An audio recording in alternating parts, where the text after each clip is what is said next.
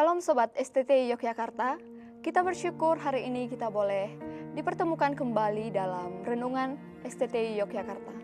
Pada saat hari ini kita akan merenungkan kebenaran firman Tuhan yang saya ambil dari Yehezkiel pasal 36 ayat 26. Saya memberikan tema dengan kasih yang menyembuhkan.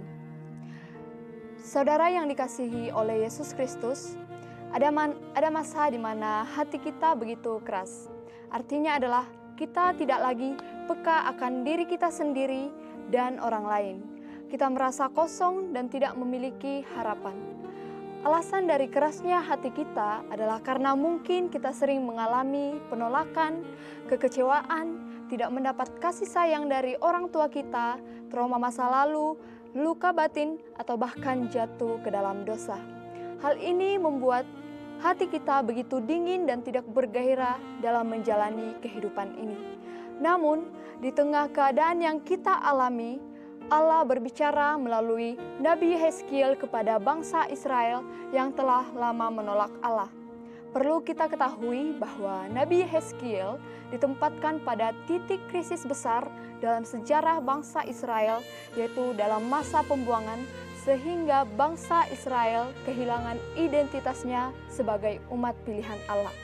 Namun, di sini Tuhan menyatakan janjinya yang memulihkan bangsa Israel secara luar biasa.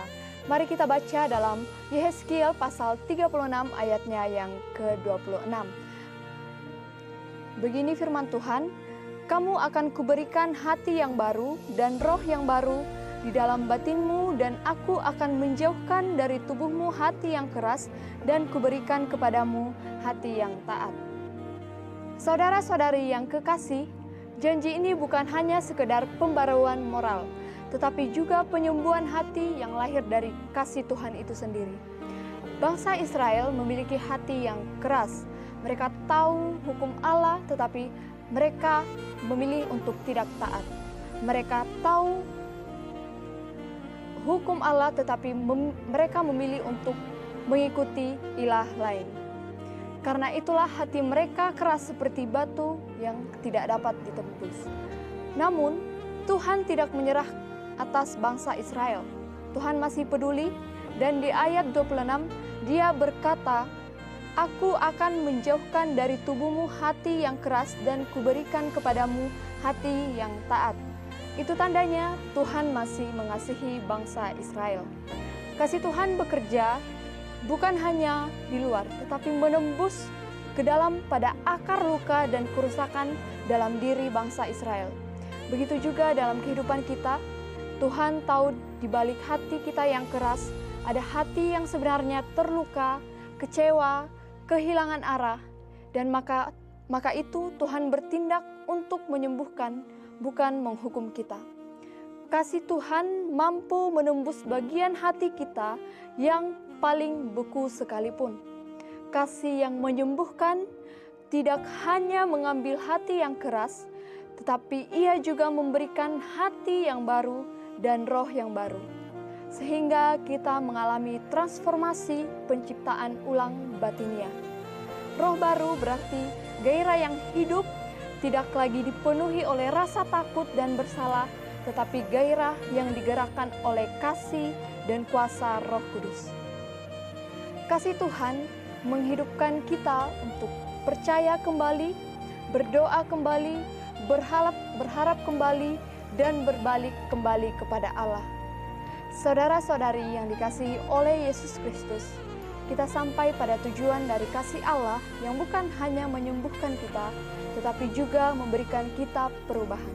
Di dalam ayat 27 dikatakan, "Rohku akan kuberikan diam di dalam batinmu, dan aku akan membuat kamu hidup menurut segala ketetapanku dan tetap berpegang pada peraturan-peraturanku dan melakukannya." Hati yang semula keras kini menjadi lembut. Allah memulihkan bangsa Israel pada dasarnya bukan demi bangsa itu sendiri, melainkan untuk menguduskan nama Allah itu sendiri. Begitu juga dengan kita.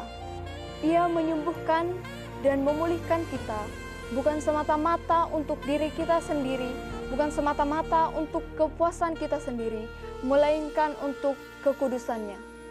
Perubahan yang kita alami akan terus berlanjut seiring dengan ketaatan kita kepada Tuhan. Saudara-saudari yang dikasihi oleh Yesus Kristus, mungkin hari ini ada di antara kita yang merasa hati kita sudah terlalu keras. Kita mengalami penolakan, kekecewaan, trauma masa lalu, luka batin, atau kita jatuh ke dalam dosa. Tetapi hari ini kita mau mengetahui bahwa kabar baiknya Tuhan masih bekerja di dalam kehidupan kita. Kasih-Nya tidak berhenti di masa lalu. Kasih Tuhan tidak berhenti hanya untuk bangsa Israel, tetapi kasih Tuhan juga akan memulihkan kehidupan kita saat ini. Ia masih sanggup mengubah hati kita yang keras menjadi hati yang lembut, hati yang penuh kasih, hati yang rindu akan kasih Tuhan.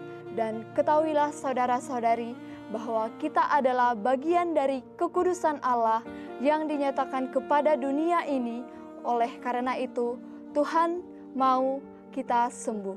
Tuhan mau saudara-saudari kita mengalami pemulihan dan kesembuhan yang daripada Tuhan. Mari kita bersatu di dalam doa. Kami mengucap syukur Tuhan atas kebenaran firman-Mu yang terus mengingatkan kami atas kasih Tuhan yang begitu besar yang sanggup menyembuhkan kami. Kami serahkan kehidupan kami seutuhnya ke dalam kasih Tuhan. Biarlah Engkau terus memproses kehidupan kami untuk kami menjadi kemuliaan bagi nama Tuhan. Kami mengucap syukur atas firman-Mu yang kami dengarkan pada hari ini. Biarlah kami boleh melakukannya di dalam kehidupan kami. Terima kasih Bapa di sorga, inilah doa dan permohonan kami. Terima dan sempurnakanlah melalui anak-Mu Tuhan Yesus Kristus, Juru Selamat kami yang hidup. Haleluya. Amin.